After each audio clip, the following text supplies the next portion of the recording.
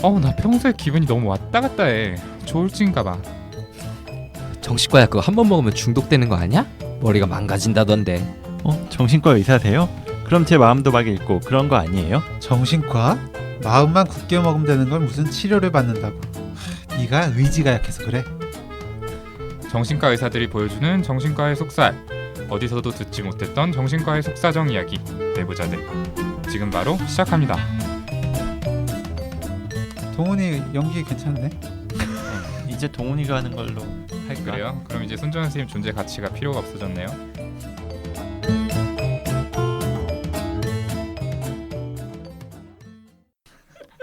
아무튼 시작해 보도록 하겠습니다.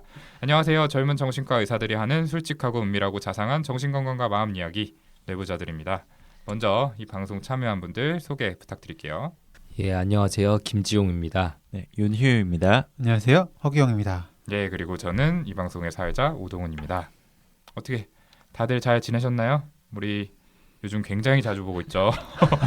정말 짧은 간격으로 보고 있는데 12시간 지났나요? 네. 약간 뭐 근황도 안 궁금하고 서로에게 관심도 없는 너무 자주 보다 보니까 흥미도 떨어지는 그런 상황인데 뭐 다들 별일 없으시죠? 진짜 우리 애보다 니네들을 더 자주 보는 것 같아서 지금 좀 문제가 있는 것 같아요. 이거. 네, 전 실제로 집에 어제 들어가지 못했습니다. 규영이 어제 진짜요? 외박했어요. 네, 아, 친구 집에서 자고 갔어요. 오랜만에 또 좋은 시간. 좋은 시간이야. 집에 가기 너무 늦어가지고 진짜 안타깝더라고요. 옆에서 네. 보는데. 그렇죠. 밤늦게 저희 일이 끝나가는 바람에 네. 어쩔 수 없이 좀 못 내려가셨죠? 네, 동훈이는 뭐 머리 못 감은 것 같은데 밖에 있었나 봐요.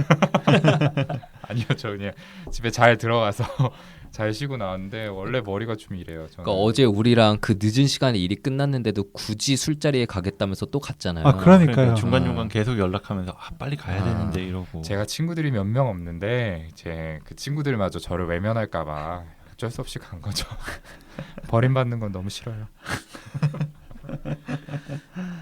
네, 오늘 또 손정현 선생님 안 계신데 그 왜 안 계시는 거예요? 왜 안 계시죠? 저번에도 정연이 없는 얘기하다가 컨텐츠 아. 없어서 망할 뻔했는데. 네, 아무도 모르시는 거죠? 네. 그럼 이제 본격적인 방송으로 넘어가 보도록 하겠습니다. 지난 정비소 시간에 신체화에 대해서 이야기를 드렸었는데 저희가 그 방송 중간에 방어 기제라는 말이 나왔었잖아요. 그랬죠. 네, 맞아요. 그래서 그 이후로 윤유 선생님이 좀 적극적으로 정비소에서 방어 기제에 대해서 이야기를 해보자 이런 말씀을 하시더라고요. 아무래도 좀 본인이 아는 게 좀 많은 분야라서 그런지 조금 자신감 있어 하시면서 주장하시던데 불량 욕심이 좀 있으셨죠? 뭐 오동훈 선생님이 자꾸 모함을 하시는데 그 이야기 처음 한 건 제가 아니라 지용 형이었어요. 신체화 준비할 때 방어 기제 부분이 너무 길어질 것 같으니까 좀 따로 하자고 그랬었거든요. 뭐 그러긴 했었죠. 그 저희 신체화장의 대본에 윤희우 선생님이 방어 기제를 한바다 길게 써놨길래 제가 그냥 삭제해버리고. 근데 진짜 과하게 길긴 했어요. 지금 악감정 좀 쌓이셨어요 지금. 저를 삭제하면서 너무 마음이 무거워서 이거 여기서 하지 말고 따로 방송하자 이렇게 얘기했던 건데 윤희우 선생님 상처 받으셨던 건 아니죠? 맞아요. 지용 형이 잘못했네. 잘못했네요. 네. 잘못했어요. 예, 저는 어쨌든 방어 기제에 대한 얘기 한번 하고 넘어가면 좋겠다고 생각했었는데 뭐 이렇게 이번 기회에 소개해 드릴 수 있어서 좋고요. 왜냐면 이제 저희가 이야기할 때 방어 기제 말은 자주 쓰는데 거기에 대해서 설명을 해드린 적은 사실 잘 없잖아요. 그렇죠. 그렇죠. 어떻게 보면 이 방어 기제라는 게 정신의학의 핵심이라고도 볼 수 있는데 한 번쯤은 이야기를 해봤으면 했거든요. 뭐 사소한 불량 욕심 이런 거 전혀 아니에요. 네, 뭐 그렇게까지 윤유 선생님께서 말씀하신다면은 뭐 그런 걸로 치고 넘어가도록 하겠습니다. 어쨌든 그래서 오늘 정비소에서 준비한 주제는 무의식과 방어 기제입니다. 저희 방송에서도 그렇지만 일반적으로 심리학에 관한 이야기를 하다 보면은 꼭 빼놓을 수 없는 용어들인데요. 이 무의식이 뭔지 그리고 방어 기제는 또 뭔지 여기에 대해서 한번 재미있고 자세하게 이야기를 드려보도록 하겠습니다.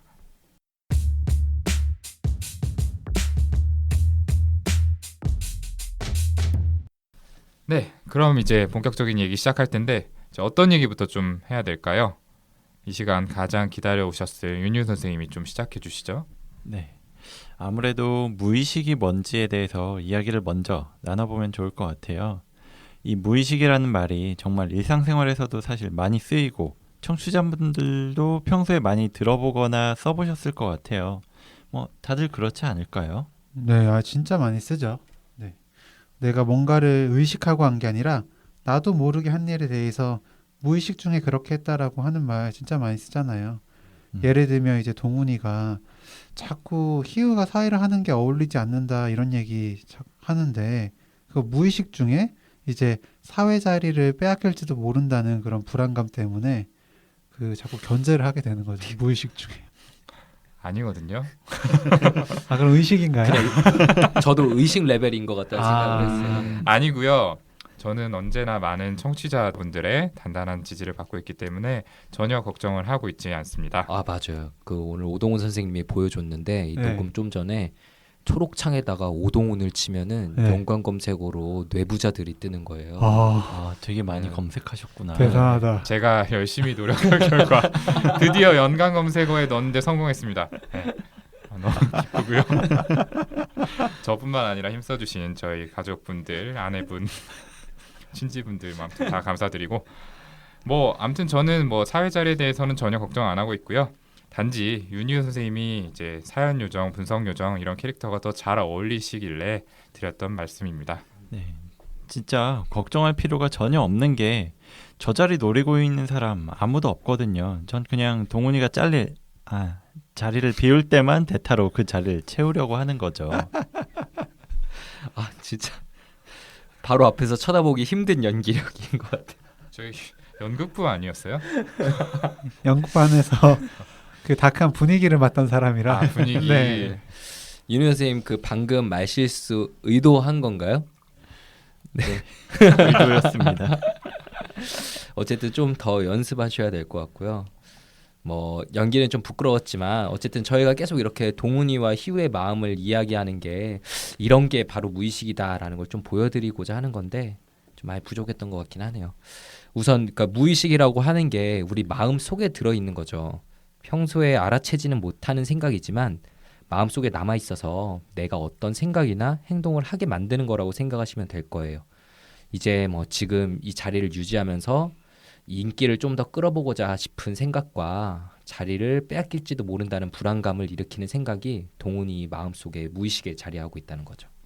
네. 희우는 그 자르고 싶은 그 마음이 보이시고 그쵸. 있는 거고요. 자르고 싶은 무의식이 이렇게 말실수를 통해서 방금 새어나온 거죠. 그렇죠. 네, 저희가 무의식을 찾아볼 수 있는 창구가 흔하게 볼 수 있는 게 이런 말실수 그리고 또 꿈을 통해서 볼 수 있다고 하고요. 네, 그렇죠. 네, 이런 생각들은 평상시에는 의식하고 있지 않지만 나도 모르게 자꾸만 다른 사람들을 모함해서 남을 깎아내리고 자신을 돋보이게 하는 방향으로 작동하는 게 바로 지금 동훈이의 무의식이죠. 네. 이런 무의식을 발견한 게 바로 이제 지그문트 프로이트입니다. 지난 시간에 잠깐 신체학 시간에 잠깐 소개를 드렸던 안나우 케이스 기억하실지 모르겠는데요. 간단히 말씀드리면 이 안나우 케이스를 다루면서 이제 억압되어 있던 기억을 떠올리면서 증상이 사라지는 것, 그걸 목격한 프로이드가 억압되어 있는 기억이 존재하는 곳이 무의식이다, 이런 개념을 만들어냈습니다. 견디기 힘든 갈등이나 트라우마 같은 것들이 이 모여있는 곳을 무의식이라고 생각을 했고, 처음에는 환자들에게만 무의식이 있을 것이라고 생각을 했습니다. 하지만 이제 여러 많은 사례들을 관찰하면서 이 무의식이 환자한테만 있는 게 아니구나, 일반 사람들한테도 존재한다는구나 라는 걸 알아냈고요. 대표적인 현상이 지용 형이 얘기해줬던 희우가 어색하게 연기할 것 같은 그런 말실수였죠. 좀 전에 희우가 자리를 비울 때라고 이야기하려다가 잘릴 때라고 말실수를 하는 연기를 했거든요. 어쨌든 이 말실수, 이게 발음은 비슷하다고 볼 수 있지만 의미는 많이 다른데, 희우의 무의식 중에는 동훈이가 잘리고 자기가 사회를 맡는 것을 원하고 있는 그 마음이 있을 겁니다. 분명히요. 그래서 이렇게 말실수가 튀어나오게 되는 건데요. 프로이트는 이런 말실수들의 사례들을 모아보니까 사람들이 평상시에 의식하지 못하는 마음, 그리고 억압하고 있는 마음이 있다는 걸 알게 됐다고 합니다. 아, 맞습니다. 예, 뭐 저희의 사회자 자리 드립이야 뭐 청취자분들의 이해를 돕기 위한 예시라는 거 다들 잘 아실 거라고 생각하고요. 아무튼 프로이트는 내가 인식할 수 없는 억압된 기억들이 존재하는 장소를 무의식이라고 이야기를 했고, 그 중에서 현재 상태에서는 억압되어서 떠올릴 수 없지만 최면이나 자유연상 같은 방법을 통해서 의식화가 가능한 영역을 전이식이라고 따로 구분해서 명명을 했습니다. 우리가 꾸는 꿈도 이 전이식의 영역을 대변한다라고 할 수가 있죠. 이렇게 인간의 정신 구조를 의식, 전이식, 무의식으로 구분한 프로이트의 초기 이론을 지정학적 모델이라고 부릅니다. 그런데 지정학적 모델이 뭔가요? 지정학적이 왜 지정학적이죠? 그게 그렇게 그냥 나누는 토포그래피컬 거. 모델이라고 제가 붙인 거 아니고요. 프로이트한테 물어보세요. 왜 저한테 그래요? 이거. 어려워서. 네, 사실 지정학적 모델과 슈퍼 이고 이드 이 모델. 스트럭처럴 모델을 그림으로 사실 우리가 올려드리는 게 훨씬 이해하기 편하실 것 같아요. 아무리 말로 설명해도. 아, 그렇지 않아요? 맞아요. 그건 그래요. 좋은 사진 부탁드립니다. 지용이 형. 그냥 없던 걸로 하죠. 찾아볼게. 희우 설명해 주세요. 네. 그래서 이렇게 프로이트가 무의식에 대한 이론을 펼쳐나가면서 많은 사람들이 동조를 하거나 아니면은 비판을 하는 의견을 냈습니다. 이 의견 자체가 워낙에 혁신적인 내용이었던 데다가 내 마음속에 내 의지와는 다른 어떤 부분이 들어있다는 생각, 그걸 쉽게 받아들이기 어렵기도 했을 거예요. 저렇게 동훈이처럼 아무리 무의식에 대해 지적을 해줘도 받아들이지 않는 것처럼요. 2줄만 하면 또 나오고. 네.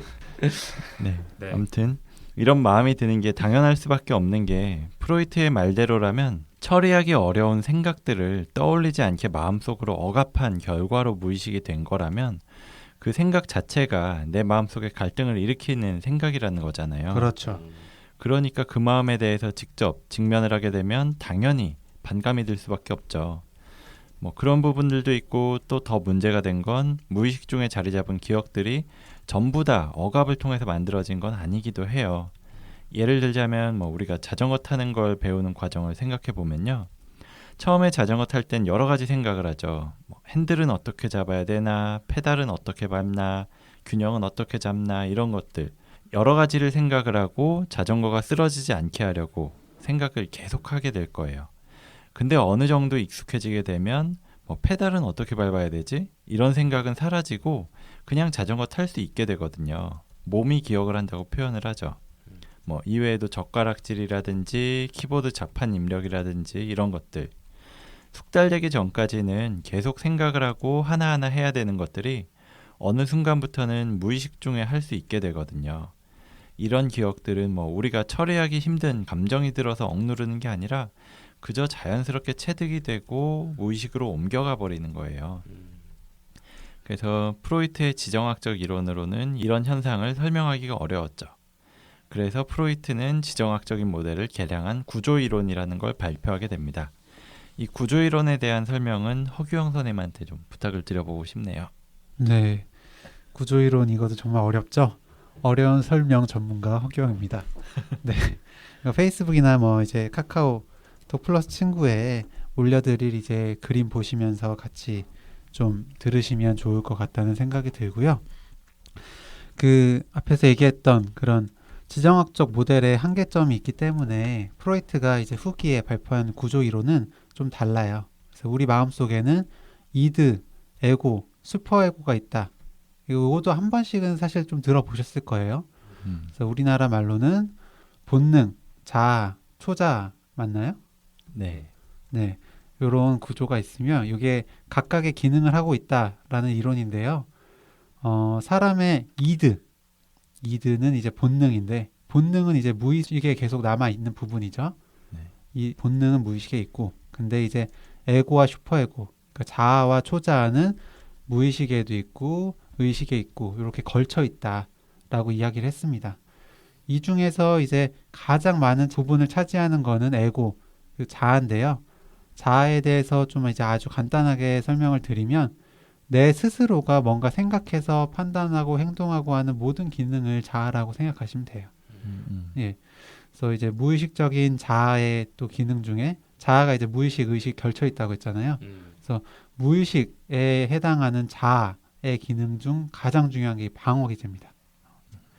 그 프로이트는 방어 기제가 그 이드 본능의 뿌리를 둔 강력한 그런 욕구들, 그러니까 성적 욕구나 공격성에 대항하는 역할을 한다고 했어요. 네, 좀 예시를 들여서 설명을 드릴게요. 길을 가다가 희우가 어떤 매력적인 여성을 봤어요. 그래서 눈이 돌아가고 어떻게 말을 걸어볼까 하는 생각부터 시작해서 뭐 이렇게 뭐 손을 잡고 싶고 뭐 이렇게 뭐 성적인 충동이 들고 하룻밤을 같이 보내고 싶다 이런 생각까지 들었어요. 이런 생각이 드는 거는 이드가 그러니까 본능이 하는 일입니다. 그쵸. 네. 그런데 이제 그 여성한테 말을 걸어보려고 하지만 나는 매력이 없으니까 괜히 말 걸었다가 거절이나 당하겠지라고 생각하고 긴장하다가 배가 아파서 포기한다든지 뭐 사실 저 여성은 별로 매력적이지 않아. 굳이 말을 걸려고 할 필요도 없어. 라고 뭐 핑계를 대고 그만둔다든지 뭐 아니면 이런 내용으로 노래 가사를 만든다든지 하는 행동을 하게 될 수 있겠죠. 예. 이런 식으로 해서 방어 기제의 기능으로 인해서 뭐 가서 얘기를 한 뒤에 이제 창피를 당한다든지 하는 그런 뭔가 불안하고 부끄러운 그런 상황을 회피하고 좀 안전하게 될 수 있는 겁니다. 예시가 상당히 구체적인데 뭐 윤희우 선생님으로 이렇게 표현을 하긴 했지만 혹시 허경 선생님 본인의 경험담은 아닌가요? 포장한 것 같네요. 진짜 조금만 잠잠하다 싶으면 꼭 이렇게 걸고 넘어지셔야겠나요, 오동훈 선생님? 안 그래도 이제 승화 예시로는 좀 좋은 거잖아요, 승화. 이걸로는 동훈이 얘기로 좀 쓰려다가 참았기도 했거든요. 제가 평소 승화를 자주 사용하는 편이기는 한데 어떤 이야기인지 좀 궁금하긴 하네요. 궁금하니까 얘기를 해드릴게요. 저희 방송에서도 예전에 말씀드린 적이 있었는데 예전에 학생 때 동훈이가 저희 뇌생맘 클리닉 같이 하는 인정이를 좋아했었어요. 그냥 지금 선언을 했네요. 네. 그래서 진짜 아무 말이나.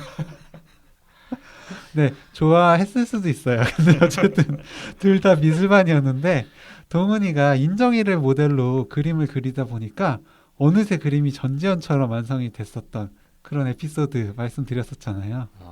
이게 이제 동훈이가 인정이를 좋아했던 그 마음이 미술로 승화가 됐던 그런 대표적인 예라고 할 수 있겠네요. 예, 뭐 일단 팩트부터 말씀드리자면은 그림 이야기는 사실이지만 좋아했다라는 말은 정말 뭐 모함의 끝이네요, 거의. 네. 뭐 너무 오래된 얘긴데 그렇게 네. 부끄러워할 필요는 없을 것 같아요. 그러니까 이렇게 무의식이 본인이 받아들이기 힘든 겁니다. 목소리가 많이 떨리는데. 예, 화가 많이 났거든요. 사실은 전지현을 그리기 위해서 노력을 했지만 결국에는 소윤정 선생님으로 끝난 게 사실이고요. 아무튼 뭐 소윤정 선생님 죄송합니다. 아무튼 정말 저는 항상 이렇게 모함을 당하면서 꿋꿋하게 청취자분들을 위해서 이렇게 좋은 방송 만들기 위해서 노력을 하고 있습니다. 청취자분들께서 제 진정성 꼭 알아주시기 바라고요. 잠깐 이야기가 샜는데 방어 기제에 대한 설명을 좀 이어서 해볼게요. 이 방어 기제에는 어떤 것들이 있는지 좀 구체적으로 김지영 선생님께 설명을 좀 부탁드려 보겠습니다. 뭐 방어 기제 워낙 많은데 어떻게 뭐 다 설명을 해야 될지 모르겠는데 어쨌든 좀 얘기를 해볼게요. 조금 전에 허규영 선생님이 이제 이야기한 예시에서 뭐 그 길 지나가는 매력적인 여성분에게 말 걸려다가 규영이가 배가 아파져서 화장실에 갔던 현상을 이제 신체화 방어 기제라고 할 수 있고요. 규영이가 배가 아파서 화장실에 갔군요. 네. 그 여성이 별로 매력적이지 않았을 거야 이렇게 핑계대는 거는 합리화. 그리고 이런 마음을 가지고 노래를 만드는 것, 노래까지 만들었었어요. 이런 거는 승화라는 방어 기제라고 할 수 있죠. 난 그녀에게 관심이 없지. 지워주세요.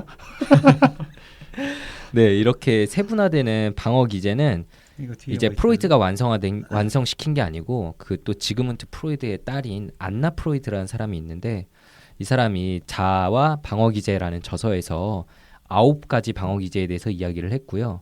그 이후에 여러 정신분석가들이 점차 많은 방어 기제들에 대해서 좀 설명을 했어요.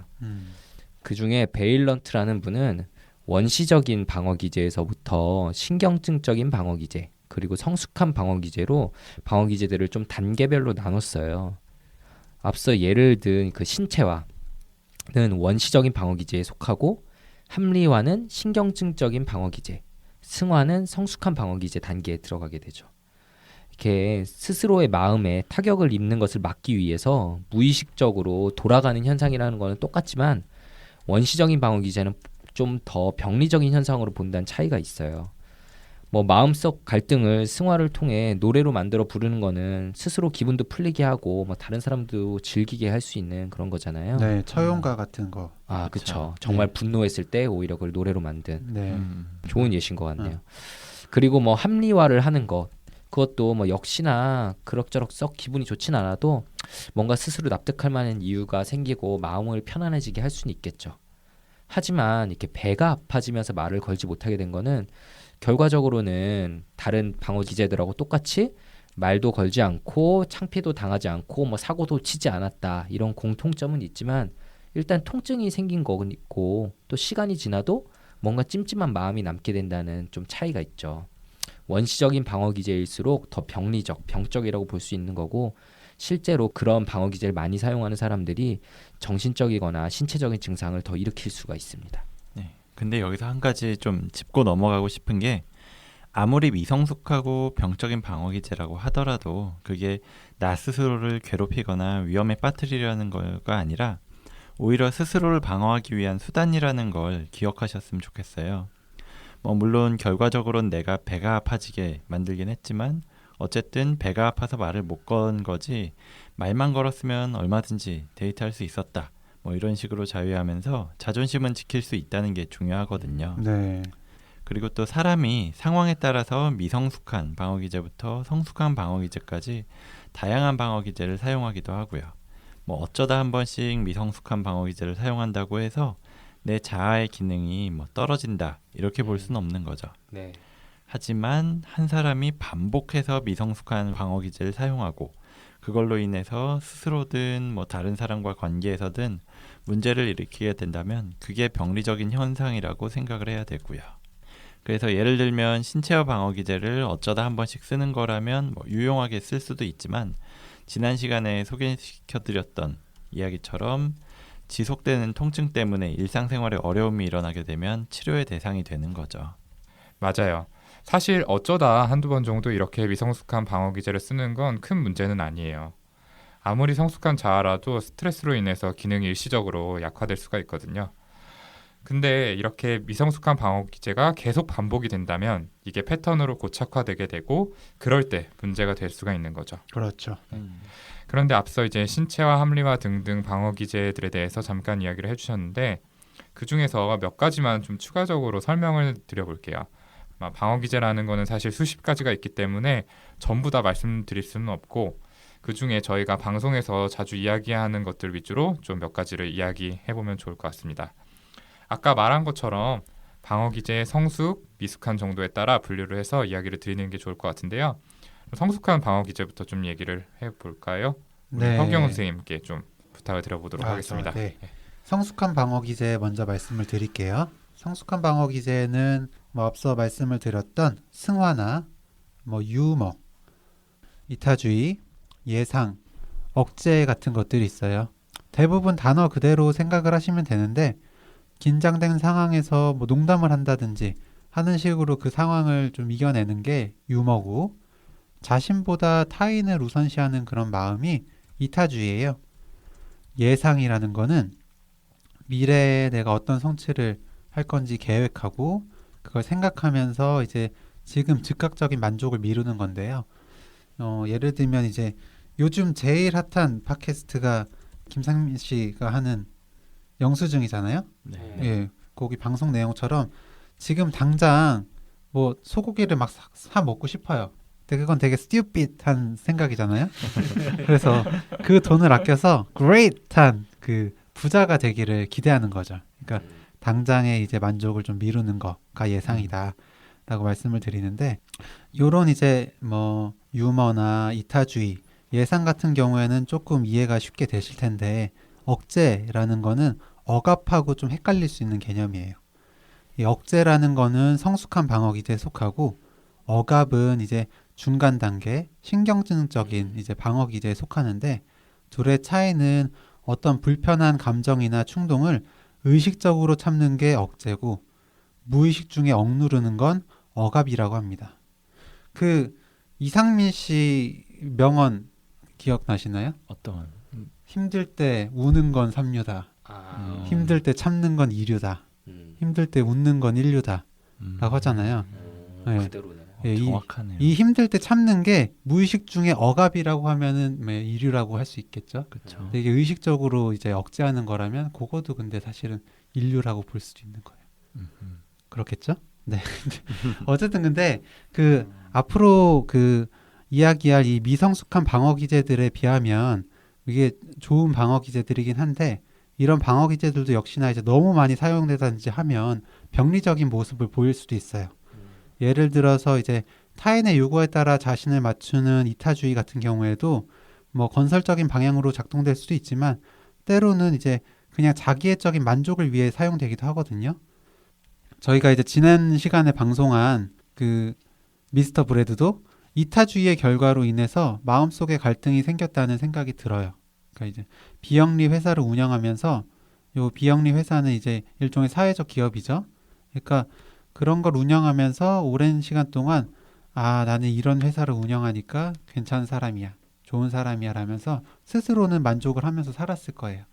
근데 이제 대학 동창들이 TV에 출연하고 점점 유명인이 되는 모습이나 큰 부자가 돼서 잡지에 메인 표지를 장식한다든지 그런 걸 보면서 그 친구들에게 이제 더 이상 자신은 중요한 사람이 아니고 뭐 그냥 3분 정도만 이야기 듣고 더 이상은 없는 사람, 진짜 투명 인간이 되어가면서 자기애적인 상처를 받았을 거거든요. 그러면서 우울에 빠져들게 되죠. 그렇죠. 다른 사람들 도우면서 자기 만족을 찾는 정도, 이 정도로 멈췄으면 좋겠지만 타인과 비교를 하다 보니까 스스로를 비하하는 쪽으로 흘러가 버린 거죠. 그래서 영화 보는 내내 저도 많이 안타까웠고요. 영화 제목처럼 괜찮아요, 미스터 브래드 이렇게 이야기를 해드리고 싶었어요. 같이 셀카도 찍고 싶고요. 아, 그게 메인이죠? 네, 브래드 씨가 저희가 하는 말 꼭 들을 수 있으면 좋겠고요. 워낙 바쁜 분이니까 그럴 기회는 없겠지만 한국 오시면은 꼭 뵙고 싶다는 말도 하고 싶습니다. 굉장히 수줍은 팬심을 네. 막 드러내네요. 네, 뭐 유니오 씨 1인 방송에 벤 스틸러 씨를 초대할 수 있는 날이 오기를 뭐 저도 진심으로 응원하겠습니다. 역시 뭐 제정신이 아닌 것 같다는 생각이 드는데 근데 뭐 이타주의 같은 성숙한 방어 기제의 과다 사용으로 인한 부작용 이런 거는 저는 영화를 보면서 생각지도 못했던 점인데 규영의 분석이 좀 멋있었네요. 그러면 이제 성숙한 방어 기제 다음으로 제가 중간 수준의 방어 기제인 신경증적인 방어 기제들을 설명드려 볼게요. 약간 어감이 이상하긴 한데 신경증적 이러니까 이제 신경질적 같기도 하고 좀 이상한데 영어로는 뉴로틱한 거라고 하고요. 한 10가지 정도가 있는데 다 이야기하면 시간도 오래 걸리고 뭐 지루하니까 몇 가지만 좀 소개를 드려 볼게요. 조금 전에 규영이가 이야기했던 억압도 여기에 속하고요. 합리화, 감정의 분리, 그리고 동일시, 전치, 반동 형성, 취소 이런 방어 기제들이 있어요. 이전 방송에서도 제가 예를 들었었는데 본인에게 굉장히 괴로운 기억들을 아주 담담하게 아무런 감정 없이 다른 사람 얘기하듯이 이렇게 이야기하는 경우들을 진료실에서 종종 보거든요. 이런 모습을 감정의 분리, 그러니까 정서적인 혼란을 피하기 위해서 하나의 생각과 그에 붙어있는 감정을 분리하는 거라고 할 수 있고요. 네. 네.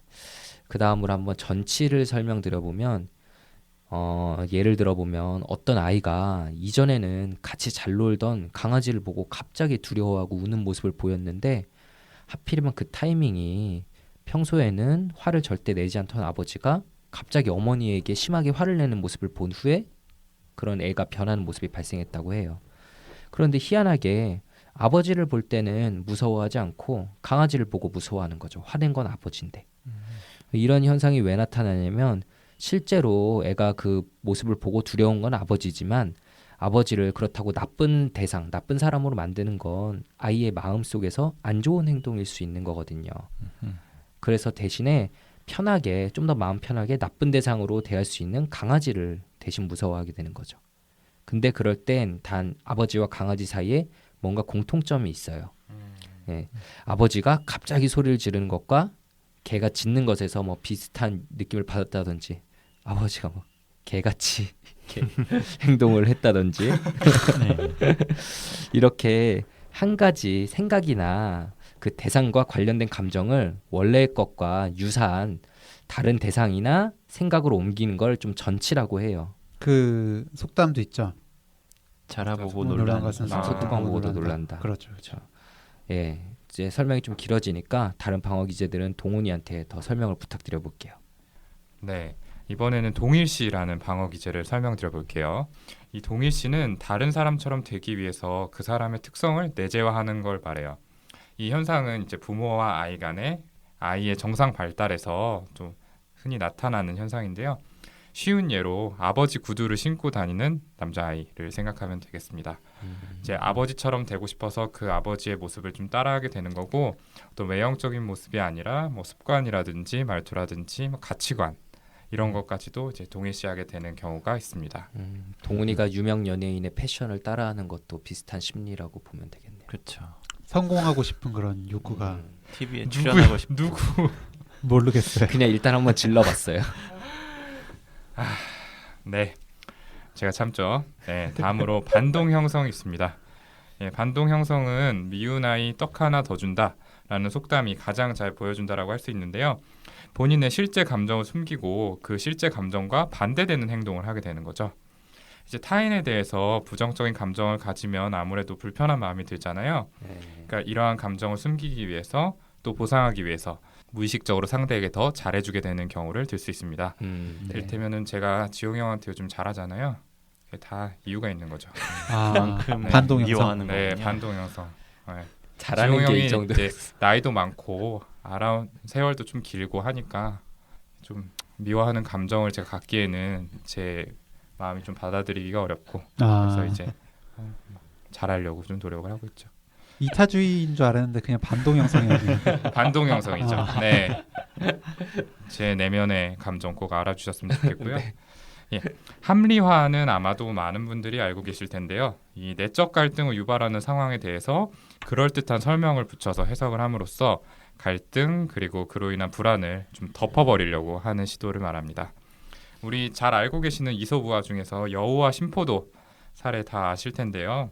그 여우가 나무에 매달린 포도를 먹으려고 여러 차례 시도하다가 실패하니까 그냥 그 포도가 신포도일 거야, 맛이 없을 거야, 이렇게 이야기를 하고 가던 길을 그냥 가잖아요. 이게 실패로 인한 심리적인 데미지를 줄이려고 합리화를 사용한 대표적인 예라고 할 수 있겠죠. 아까 규영이가 얼핏 얘기한 것 같은데, 규영이가 길 가다가 예쁜 여자를 보고 번호를 따려고 했는데 뭔가 좀 타이밍이 안 맞거나 거절을 당했을 때 뭐 그 여자 성격 별로였어. 별로일 거야. 성격 되게 별로일 거야. 뭔가 문제가 있는 여자일 거야. 이렇게 생각하는 것도 합리화라고 할 수 있겠죠. 네. 그 여우가 포도를 먹으려고 하는 게 말이 안 되잖아요. 그렇듯이 방금 예시도 사실과 다르다는 거 말씀드리고 싶습니다. 왜요? 아무튼 이런 정도 수준의 방어 기제들을 우리가 신경증적인 방어 기제라고 하고요. 이 성숙한 방어 기제에 비해서는 좀 더 무의식적인 과정을 거치지만 뭐 나름대로 적응적이기도 하고 당장 증상을 일으키지는 않는 정도. 네, 그렇게 생각을 하시면 될 것 같아요. 네. 네. 규영이 너무 부끄러워할 필요 없어요. 그러니까. 네, 감사합니다. 괜찮아요, 규영 씨. 네. 마지막으로 이제 원시적인 방어 기제에 대해서 이야기를 해드릴게요. 여기에는 분열, 투사, 해리, 신체화, 행동화 이런 것들이 포함이 되는데요. 이 분열이라고 하는 건 경계성 인격에서 가장 특징적으로 보이는 현상이고요. 통합이 불가능한 자기나 아니면 타인에 대한 기억들을 구획짓는 거라고 이야기를 합니다. 뭐 좀 말이 어려웠는데 사람한테는 장점하고 단점이 있게 마련이잖아요. 예를 들어서 뭐 제가 뵙고 있는 환자분 중에서도 남자친구에 대한 이야기를 많이 하고 있는 분이 있는데 그 남자친구분은 얘기 들어보면 성실하고 뭐 약속도 잘 지키고 그런데 무뚝뚝한 분인 것 같아요. 이 환자분이 그 이야기를 할 때 어떤 날은 남자친구가 세상에서 제일 믿음직하고 멋있고 잘생긴 그런 사람이 됐다가 다음번에는 눈치라고는 하나도 없고 정남이가 다 떨어지는 세상 최악의 남자가 되기도 하는 거예요. 그런 날은 아무리 이전에 이야기했었던 장점들을 떠올려 보려고 해도 전혀 되지가 않죠. 이런 식으로 타인이나 자기 자신의 장점이나 단점을 한 사람이 다 가지고 있는 특징이라고 통합하지 못하고 분리해서 대하는 게 분열의 방어 기제입니다. 예, 뭐 이 분열의 방어 기제 진짜 자주 볼 수 있죠. 제 기억에 또 남는 게 남자친구에게 술을 절대 못 마시게 하는 여성분이 있었어요. 남친이 이제 술 먹고 취한 모습을 보기 싫어하는 게 어느 정도는 뭐 당연할 수 있잖아요. 근데 그게 너무 심해서 술 먹은 남자가 이제 술 먹은 다음 날만 되면 여자친구분께서 심하게 분노를 폭발하고 막 헤어지자고 말하는 모습을 보이니까 남자친구 입장에서는 사실 여러 사회 모임에 나가기가 힘들어지면서 스트레스를 받고, 근데 그 남자분은 사회생활을 좋아하는 사람이니까 너무 막 심적으로 힘들어하면서 결국에는 막 여자친구에게 몰래 막 거짓말도 하고 나가게 되다가 걸리면 더 혼나고 막 이런 일이 있었는데, 그래서 그때 그 커플에게 조언을 했던 게 술을 마시지 않은 그 여자분이 좋아하는 상태의 A씨 남자친구, 그리고 사람들과 어울리며 술 마시고 그리고 취하기 좋아하는 A씨도 다 같은 A씨다, 같은 사람이다. A씨를 정말 좋아한다면 이 다양한 모습들을 다 인정해 줄 수 있어야 한다. 그런 말을 드렸었고, 그리고 뒤집어서 생각하면 남자친구에게도 사실 같은 말을 해줄 수 있죠. 평소에 뭐 상냥한 여친, 그리고 술 마시는 것에 확 뒤집어지며 다른 사람같이 변하는 여친도 다 같은 여친이다. 그러니 서로 상대방이 왜 그렇게 되는지에 대해서 좀 얘기하면서 이해를 하고 노력하고 타협점을 찾아가야 되는 거죠. 그렇게 얘기를 드렸었는데, 거기서 누구 한쪽이 상대방을 통합하지 못한다면 관계가 유지될 수 없는 거고요. 그런데 뭐 결국 그 커플은 헤어졌었어요. 네, 이런 분열의 방어 기제는 진료실에서도 자주 보게 되죠. 아까 희우가 경계성 인격에서 특징적으로 보인다라는 얘기를 했는데, 이상화와 평가절하라는 현상이 있어요. 그 경계성 인격 환자가 의사 B를 만났다고 생각을 좀 해볼게요. 근데 이 경계성 인격을 가진 분들은 치료 초기에 치료자의 작은 부분, 그러니까 뭐 본인 이야기를 좀 잘 들어준다든지 다정한 표정을 짓는다든지 이런 부분을 굉장히 과대하게 해석해서 B는 정말 훌륭한 의사고 드디어 방황하던 나를 구원해줄 사람이다 라는 식으로 이상화하는 경우가 있어요. 실제로 치료자에게 이런 표현들을 하기도 하고요. 네. 그런데 사실 이런 이상화는 얼마 가지를 못해요. 치료자도 사람이기 때문에 이제 본인 마음에 들지 않는 경우가 분명 생기기 마련이거든요. 예를 들어서 뭐 진료 시간을 조금 이 의사 사정으로 늦춘다든가 조금 늦게 온다든가 아니면 뭔가 표정이 마음에 안 든다든가 이런 일들이 있을 수가 있는데, 이럴 때 이런 분들은 그걸 견디질 못하고 곧바로 B는 최악의 치료자다, 의사 자격도 없는 사람이다 라는 식으로 굉장히 극단적으로 깎아내리는 모습을 보여요. 그러니까 앞서서 지용 형이 이야기한 사례처럼 사실 자기가 좋게 봤던 의사나 나쁘게 본 의사나 다 똑같은 B라는 사람인데 이 B의 다양한 모습을 어떤 통합된 하나의 사람으로 받아들이지 못하니까 B가 보여주는 측면에 따라서 그 사람에 대한 평가가 극단적으로 오가게 되는 거죠. 네. 네, 맞아요. 네. 뭐 이거는 본인을 생각할 때도 좀 그렇게 생각하시는 경향들이 커요. 본인이 뭘 조금만 잘하면 그쵸, 내가 그쵸. 진짜 대단한 사람이고 뭐 칭찬받을 사람이고 뭐 그렇다라고 하다가 조금만 실패하고 잘못하면 난 진짜 인간 쓰레기야, 막 죽어야 돼, 막 이런 생각까지 하고 위험한 행동까지 하시는 분들도 있거든요. 네네네. 맞아요. 그래서 이런 거를 분열이라는 방어 기제라고 이야기를 하고요. 거기에 이어서 헬이라고 하는 방어 기제를 설명드리고 싶어요. 이 분열에서 좀 더 나아가서 자신에 대해서 이런 다양한 특성을 통합하지 못하는 데 그치지 않고 완전히 다른 인격처럼 보이는 현상을 헬이라고 이야기를 해요. 이건 뭐 워낙 영화나 드라마 같은 데서 많이 등장하기 때문에 잘 알려져 있는데, 서로 다른 모습을 도저히 받아들이지 못하고 다른 특성을 가진 모습은 완전히 무의식의 수면 아래로 넣어버리는 거죠. 네. 그 다음에 투사라고 하는 거는 간단하게 남 탓이라고 생각하시면 되고요. 내가 받아들일 수 없는 내적 충동이나 파생물들을 외부에 있는 걸로 느끼고 반응하는 현상이라고 한다고 합니다. 그리고 신체화는 뭐 많이 이야기를 했으니까 넘어가고, 행동화 같은 경우에는 고통스러운 감정을 피하기 위해서 뭐 무의식적인 소망이나 환상을 그냥 충동적으로 해버리는 걸 이야기를 합니다. 이렇게 뭐 원시적인 방어 기제들은 신경증적인 방어 기제들에 비해서 좀 더 즉각적이고 또 증상이나 행동 문제 같은 걸 쉽게 일으키는 경향이 있는 걸 원시적인 방어 기제라고 이야기를 하고요. 네, 좋습니다. 자, 이렇게 방어 기제들에 대해서 좀 자세하게 이야기를 나눠봤는데요. 앞에서도 잠깐 이야기한 것처럼 어떤 사람이 한 가지 방어 기제만 사용하는 건 아니고요.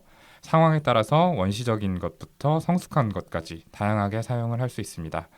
그 중에서 특징적으로 어떤 방어 기제를 많이 사용하는지가 그 사람의 특성을 나타낸다고 볼 수 있는 거고요.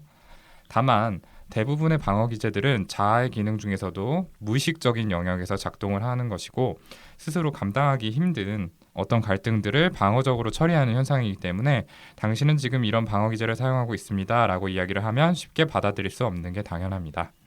오늘 소개한 몇 가지 방어 기제 외에도 더 많은 방어 기제들이 있는데 그것들은 저희가 이후에 정비소나 얘 왜 이러는 걸까요 시간에 사례에 맞는 게 있다면 소개해 나가는 걸로 하고요. 또한 무의식과 의식에 대해서도 오늘은 프로이트의 초기 이론에 대해서만 이야기를 했는데 다른 이론가들의 이야기에 대해서는 역시나 기회가 되면 다시 이야기하도록 하겠습니다. 이걸로 오늘 정비소 시간 마치고요. 저희는 다음 얘 왜 이러는 걸까요 시간에 더 재미있고 유익한 컨텐츠 들고 찾아뵙도록 하겠습니다. 감사합니다. 감사합니다. 감사합니다.